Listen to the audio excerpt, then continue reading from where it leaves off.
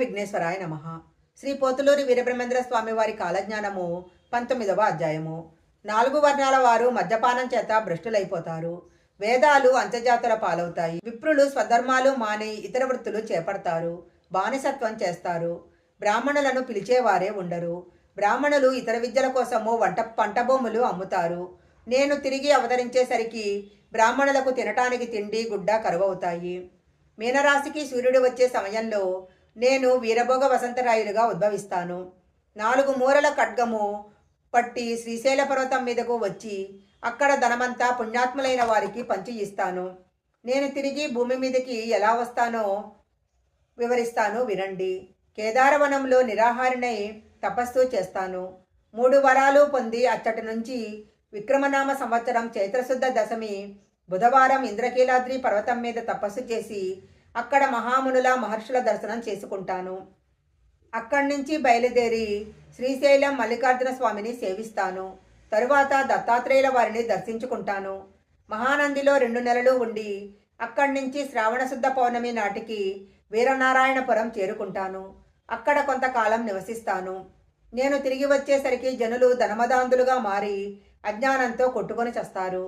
నా రాకకు ముందు సముద్రంలోని జీవరాశులన్నీ నశిస్తాయి.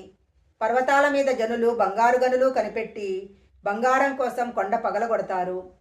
కాశీదేశంలో కలహాలు చెలరేగుతాయి. మున్ముందు విధవా వివాహాలు విస్తృతంగా జరుగుతాయి. అవి సర్వసాధారణం అయిపోతాయి. వావి వరుసలు లేకుండా పెళ్లిళ్ళు జరుగుతాయి. పార్వతీ అవతారాలను డబ్బులకు అమ్ముతారు. కులగోత్రాలు నీతి జాతి లేకుండా పెళ్లిళ్ళు జరుగుతాయి. భూమి మీద ధనరాశులు మిక్కుటంగా ఉంటాయి. చివరకు అరణ్యాలలోనూ అమితమైన ధనం ఉంటుంది. నేను భూమిపైన పెక్కు దృష్టాంతాలు పుట్టిస్తాను. పాతాళంలో నీరు ఇంకిపోతుంది. భూమి మీద మంటలు పుడతాయి. 4 సముద్రాల మధ్య ఉన్న ధనమంతా శ్రీశైలం చేరుతుంది. 120 పుణ్యక్షేత్రాలు నశించిపోతాయి. నా రాకకు ముందు అనేక చిత్రాలు కలుగుతాయి. శృంగేరి పుష్పగిరి పీఠాలు పాంచావనం వారి పాలవుతాయి. ఉత్తర దేశంలో కత్తులు తెగుతాయి. తూర్పు దేశం ధూళైపోతుంది. హరిద్వారంలోని మర్రి చెట్టుపై మహిమలు పుడతాయి. అక్కడ శివాలయం వాకిలి మూసి ఉంటుంది. అహోబిళంలో ఉక్కు స్తంభానికి కొమ్మలు పుట్టి జాజి పువ్వులు పూస్తాయి. నా రాకకు ఇవే మీకు నిదర్శనాలు. నన్ను నమ్మిన వారికి నా రక్షణ కలుగుతుంది. వైశాఖ శుద్ధ పంచమి నేను బయలుదేరి సూర్యమండలం నుండి కొలువుపాకకు వస్తాను.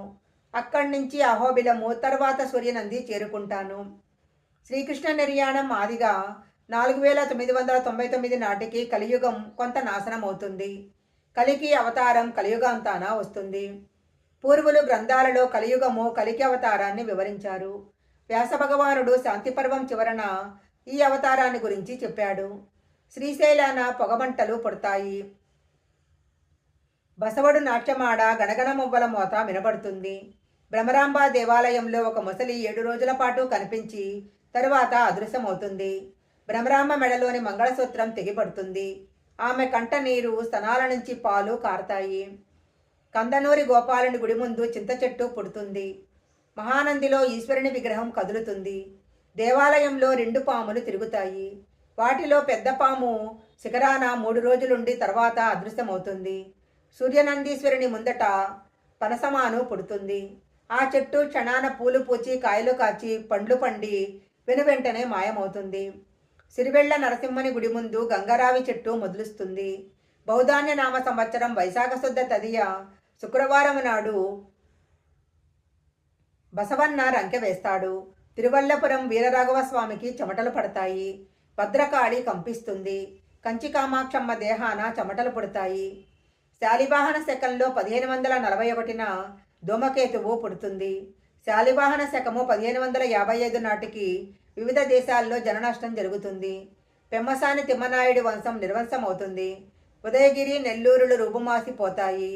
గండిపేట, గోలుకొండ, కందనూరు పట్టణాలు నశించిపోతాయి. విజయపురం లాంటి పట్టణాలు క్షయనామ సంవత్సరం నాటికి నశిస్తాయి. వడగండ్ల వానలు, బాణవర్షాలు కురుస్తాయి. చెరువులు, బావులు, నదుల నీరు ఇంకిపోతాయి. అయినా జుడ్రేరు నీరు ఇంకిపోదు. శ్రీ పోతులూరి వీరబ్రహ్మేంద్ర స్వామి వారి కాలజ్ఞానము 19వ అధ్యాయం సంపూర్ణం.